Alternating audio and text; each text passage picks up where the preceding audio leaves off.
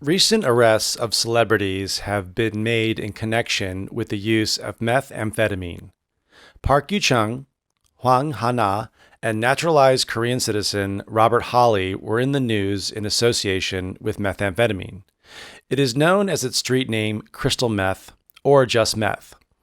The drug is commonly called piliopon in Korea. Crystal meth delivers a euphoric feeling when smoked, snorted, or shot directly into a vein. Other effects include alertness and the ability to overcome fatigue. The dangers of meth may not look very serious when the user first takes the drug. However, prolonged use of the drug can keep the user up for days without sleep, causing the user to experience psychotic episodes and become violent. In the long term, the drug can cause serious bodily harm. Around the world, crystal meth is seen mostly as a poor person's drug. It has been called the poor man's coke because it's much cheaper to buy than cocaine. However, due to its high street value in Korea, the drug has been financially out of reach for most Koreans and has established itself as a rich person's party drug. But this doesn't seem to be the case anymore. The number of those accused of using illegal drugs is steadily on the rise, including meth users. Also, it has become easier to have access to meth online. The celebrities in the news are known to have gone online and set up a dead drop where the drugs can be picked up. This is not the first time that Koreans heard about celebrities involved in illegal drug use. The public's belief is that regardless of one's occupation or social status, everyone should be aware of the danger of illegal drugs, and violators should be punished accordingly. The number of drug-related crimes is on the rise. This shows that illegal narcotics are affecting the lives of Korean citizens more than ever. So I said the number in drug-related crimes is on the rise. Drug-related crimes is anything related to drugs. That is, if you are selling drugs, buying drugs, and in Korea, it's illegal to actually use drugs. Or if you're just transporting drugs. Those are everything related to drugs or drug-related crimes. And this shows that illegal narcotics are affecting the lives of citizens. So when we talk about narcotics, narcotics are the kind of the technical word by law enforcement for any drug that is illegal. It is a narcotic. A narcotics officer is a police officer who goes after drug-related offenses. And then I said it's affecting the lives of Korean citizens more than ever. That means more now than in the past. So more than ever. As the rise of drug-related offenses climbs, its effects have infiltrated deeper into Korean society.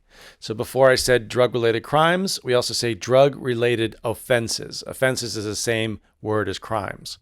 And it has effects have infiltrated deeper into Korean society.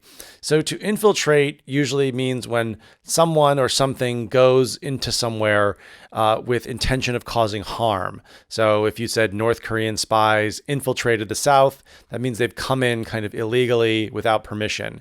So what this is saying is that the drugs have infiltrated deeper into Korean society, meaning that, it used to be a problem with just factory workers, but now more and more we see issues with just regular citizens, celebrities, and business people.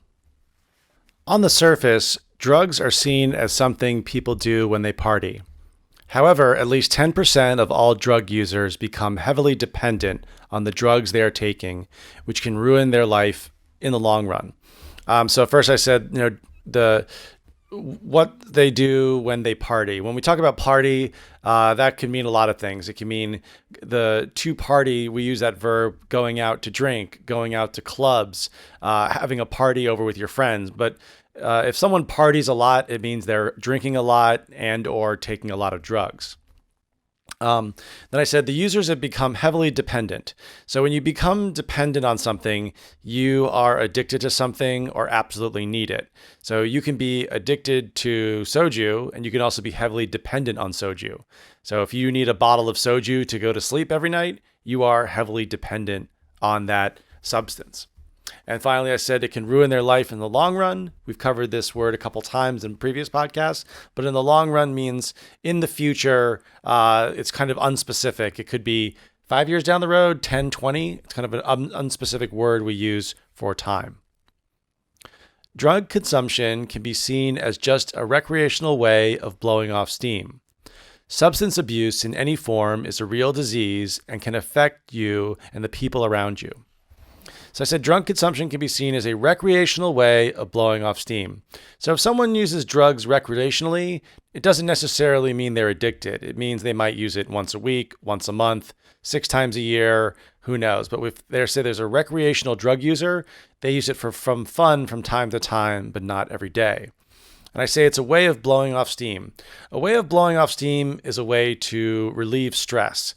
It could be through exercise, meditation. It could be through screaming or fighting, or even drinking or taking drugs. All of these ways are what we call blowing off steam. It means to relieve stress. Because if you can imagine someone like, if they're very upset, they're kind of boiling inside and there's a lot of steam inside their body. So to blow off steam means to release stress. And I finally said substance abuse in any form. So substance abuse, we use that word similar with addiction or dependency.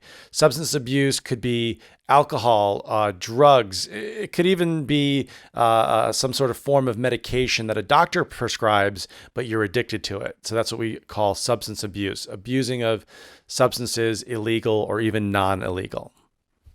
No one is above the law. If someone breaks the drug laws, they should be punished accordingly.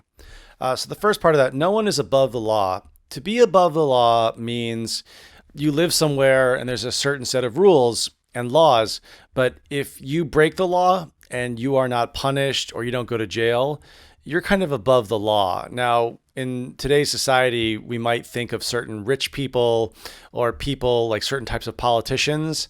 They think they don't have to follow the law and they might be punished differently than a regular citizen. So if that's the case, we say, that person is above the law. So what we're saying here is that no one is above the law, meaning everyone needs to follow the same laws and everyone should be treated equally. The rich should not get a slap on the wrist. They should be punished equally under the law. So a slap on the wrist when talking about laws and punishment means a very light punishment. For example, if you have person A and person B, they're both convicted of the same crime, let's say selling crystal meth.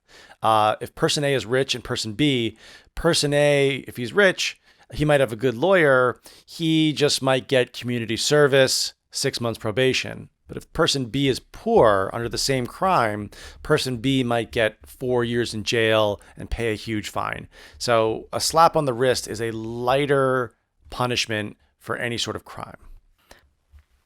There needs to be a policy shift by the government. They should punish drug offenders, but at the same time offer outreach programs that help addiction.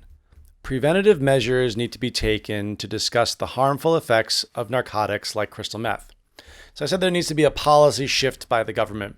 A policy shift is just a change in policy. It could be small, but it could also be very dramatic. So it means if a policy shift, for example, Portugal, they had a huge drug policy shift. They made drugs legal 15 years ago, and it was a huge improvement on their society. So it was a huge policy shift. Then I said the government should offer outreach programs. Outreach programs are when a government or organization proactively goes out and helps people. They see people who have problems and go, hey, look, do you need some help? We can provide these resources. And then I also said in this sentence, preventative measures need to be taken or need to be discussed. Because preventative measures means before a problem happens, you need to do some things that can prevent the problem from happening. So, nowadays, preventative medicine is talked a lot about in healthcare. And preventative medicine is having a good diet, exercising, sleeping. Because if someone's just eating poorly, not exercising, they'll develop diabetes. But the preventative medicine is the things you do before the problem happens. And then finally, I said narcotics like crystal meth. So in this podcast, we've talked about methamphetamine, which is the formal name for crystal meth. It's also called meth, crank, ice. There's many different street names for it. But most commonly, if you just say crystal meth or meth, everyone will know what you're talking about. The government needs to reevaluate its current drug policy. it should first start with education and preventing people from using the drugs. It should still punish dealers, but lend a hand to users who have become addicted. So I said to lend a hand to users. So, the war on drugs worldwide has been very difficult for a lot of people.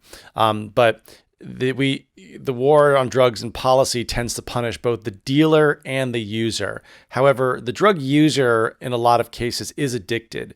So it's more of kind of a health problem. So in this sentence, to lend a hand to the user means, we can punish the user, but we'd also need to help them get better and stop using the drugs. If that was the case, there would be less demand for dealers. So what to lend a hand means to help somebody, or you could use it casually. For example, if you're moving some boxes, you could say, hey, could you lend me a hand? It means physically help me move this box. Thanks, guys. Thanks for downloading. Bye-bye.